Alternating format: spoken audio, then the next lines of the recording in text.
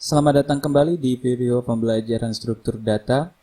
Kali ini kita akan melanjutkan pembahasan sebelumnya dengan tema kapan menggunakan tree.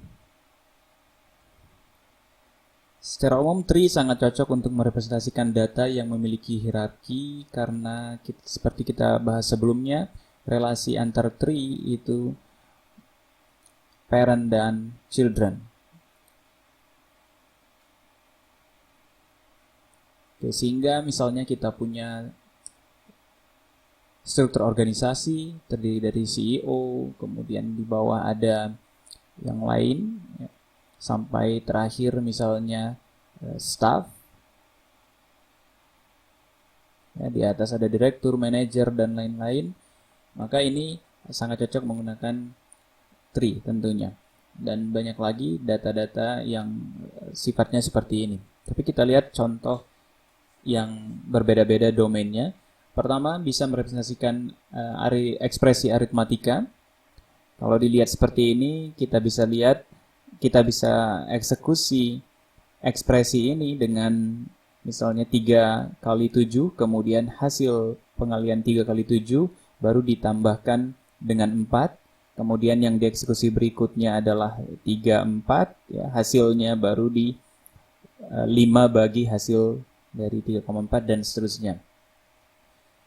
Kemudian kita bisa juga menggunakan tree untuk seperti namanya, untuk merepresentasikan decision tree.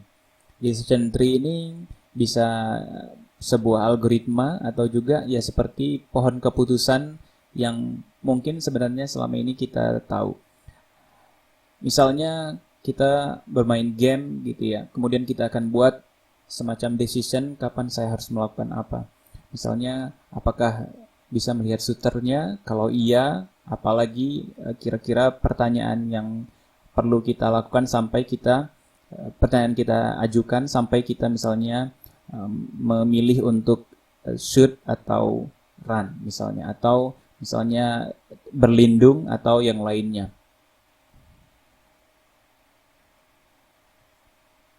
Nah, contoh nyata lainnya ini adalah DNS, ya, domain name server gitu. Itu juga menggunakan tree.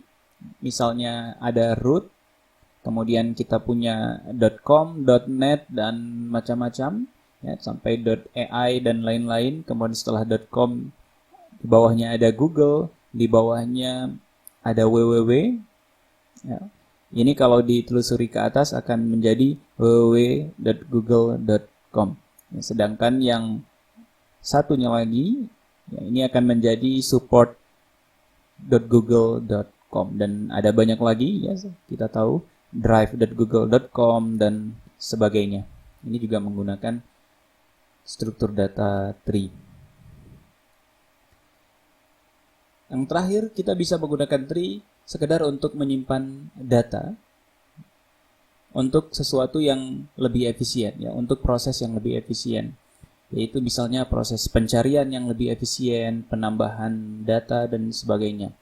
Khususnya nanti kita akan lihat ada satu special case dari tree, bentuk spesial dari tree, yaitu binary search tree.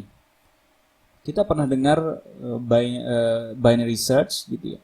Binary search pada saat kita belajar array misalnya, searching pada array di mana namun asumsi saat itu kita bisa melakukan binary search kalau data sudah dalam keadaan terurut.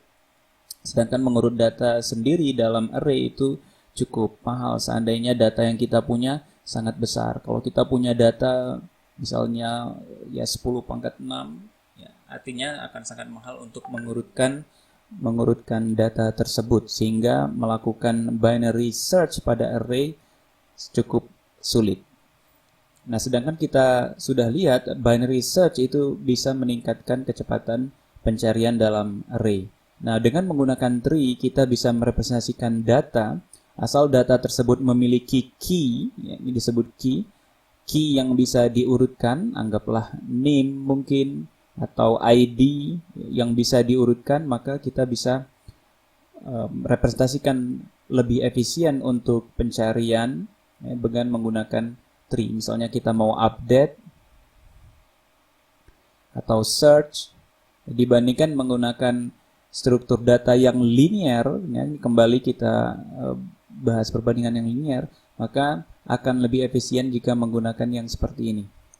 Secara rata-rata, in general, ya bukan worst case, tapi in general, complexity untuk mencari data di dalam binary search tree ini setara dengan tinggi dari pohon ini atau banyaknya tahapan hierarki ini. Anggaplah ini 1, 2, 3, 4, maka kurang lebih dia akan kompleksitinya adalah sekitar 4 atau sering juga dinotasikan dengan OH, di mana H adalah height dari tree.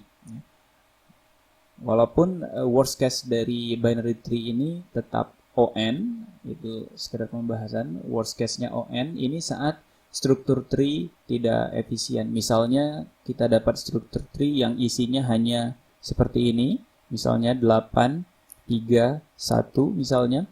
Tree-nya hanya seperti ini, ya, karena tree itu bebas, ya. Kalau binary search tree yang pas, ya, yang bagus, mungkin bisa, terutama yang kita akan balance, ya. Nanti ada pembahasan balance. Nah, kalau dia tidak balance seperti ini, maka ini tidak efisien pencariannya, seperti linear, ya. Tapi kalau kita punya yang kurang lebih balance, artinya sebagian kiri dan kanan punya jumlah yang kurang lebih sama, maka kira-kira kompleksitinya sekitar OH in general, ya. In generalnya adalah setinggi pohonnya. Contoh, ya, sebagai contoh singkat saja, nanti ada pembahasan khusus tentang binary search tree. Ini hanya sekedar melihat betapa struktur data itu sangat penting untuk data yang jumlahnya besar. Kalau kita bicara data kecil, maka pakai struktur data apapun tidak terlalu masalah karena tidak terlalu berpengaruh. Tapi begitu jumlah datanya sangat amat besar, maka penggunaan struktur data yang cocok sangat penting, ya, sesuai dengan kebutuhan.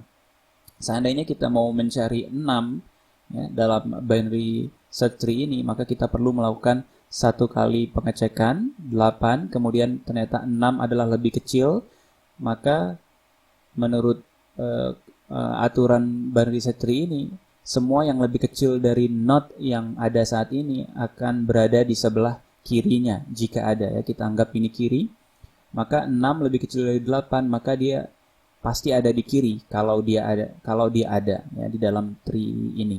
Maka kita akan menuju ke kiri, ya, kita cek 3, ternyata 6 angka yang kita cari lebih besar dari 3, maka dia akan berada di kanan. Nah, sehingga pada saat ini ketemu, jadi terakhir kita akan melakukan 3 kali pengecekan.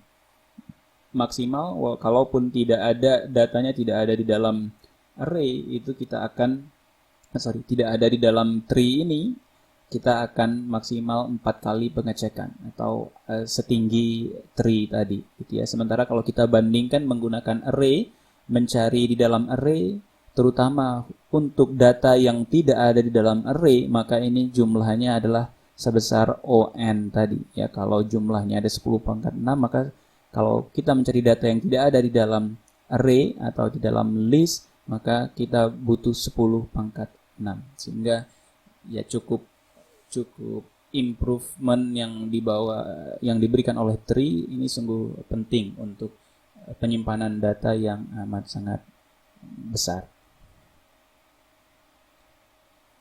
Terima kasih, mungkin kita akan ketemu di video selanjutnya.